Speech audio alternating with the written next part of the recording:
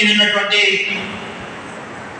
జిల్లా పరిషత్ సభ్యులకు, ఎంపీపీలకు, మండల అధ్యక్షులకు, జిల్లా సీనియర్ నాయకులకు, ఉద్యమకాలం నుండి పార్టీ కోసం కృషి చేసినటువంటి నాయకులకు, వేదిక కౌన్సిలర్లకు, వేదిక ముందున్నటువంటి టీఆర్ఎస్ కుటుంబ సభ్యులకు, అదేవిధంగా పెద్ద ఎత్తున వచ్చేసినటువంటి జనగామ నలుమూల నుండి చేసినటువంటి గ్రాడ్యుయేట్ సోదరీమణులకు అందరికీ కూడా పేరు పేద నమస్కారం. జరిగింది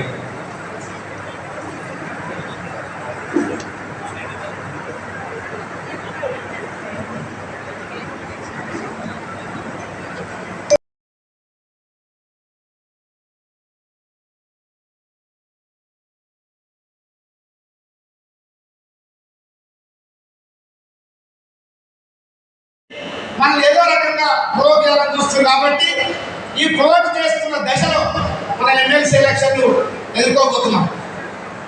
అయితే క్యాండిడేట్ల పరంగా చూస్తే కాంగ్రెస్ పార్టీ ఆనాడు చెప్పింది 2 లక్షల రుణమాఫీ ఇస్తా అని చెప్పింది, ఇవాటికి ఇవ్వలేదు. డిసెంబర్ 9 ఇస్తామన్నారు, ఇవ్వలేదు. 100 రోజుల్లో ఇస్తామన్నారు, ఇవ్వలేదు. మరలా ఇప్పుడు ఆగస్టు 15 అంటున్నారు, మళ్ళీ ఏదో కార్పొరేషన్ ఏర్పాటు చెప్తుందని చెప్పేసి మాయమాటలు చెప్తా ఉన్నారు. 15,000 రూపాయలు ఎకరానికి రైతు బంధు, రైతు భరోసా చేసి ఇస్తామన్నారు. డిసెంబర్ 9 పోయింది, 100 రోజులు పోయింది. దాని గురించి కూడా అందరికీ కొందరికే ఇస్తామంటున్నారు. ఎంత ఇస్తారో ఎవరికి ఇస్తారో తెలియని పరిస్థితి. మూడోది వడ్ల పరిస్థితి. వడ్లకు 500 రూపాయలు ఇస్తామని చెప్పారు.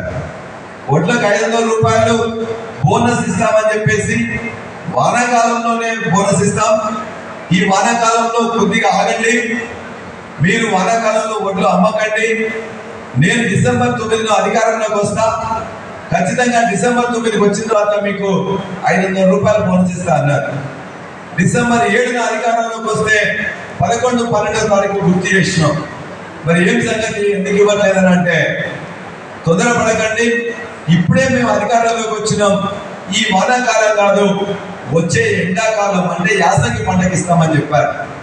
యాసంగి పంట అంటే 100 రోజులు కూడా అయిపోతుంది కాబట్టి ఇస్తామని నమ్మగలిగారు. మనం నిజమే అనుకున్నాం, కానీ వాళ్ళు ఇవ్వలేదు.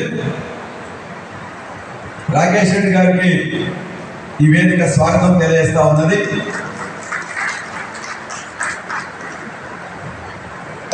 వరకు మన పరిస్థితి, భారతదేశంలో మన పరిస్థితి 14వ స్థానంలో, 15వ స్థానంలో.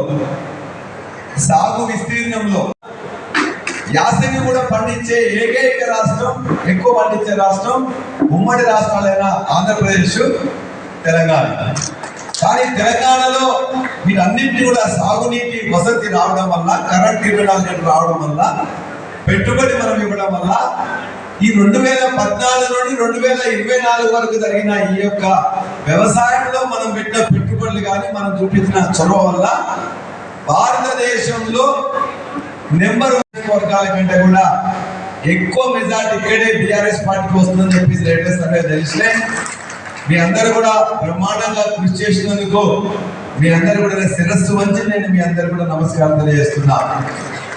ప్రతి కార్యకర్త ప్రతి ఊర్లో ప్రతి బూత్ దగ్గర ధీటుగా అధికారం ఉండి అహంకారంతో పోలీస్ బలగంతో వాడు ఎన్ని పిచ్చి వేషాలు వేసినా, ఎన్ని బెదిరించినా, హుక్కరించినా నువ్వెంతరా పో అని చెప్పేసి ప్రతి బూత్ దగ్గర నిలబెట్టి గిరిగీసి కొట్లాడిన మా నాయకులు కార్యకర్తలు నిజంగా నేను పాదాభివందనం తెలియజేస్తున్నా. ఎక్కడ ఏమైందంటే ఒక మిగతా అన్నిటి లైన్లో కూడా పోరాట పటిమ జనగామనే చూపించారు. కాబట్టి ఆ ఫలితం కూడా ఖచ్చితంగా దక్కుతుంది.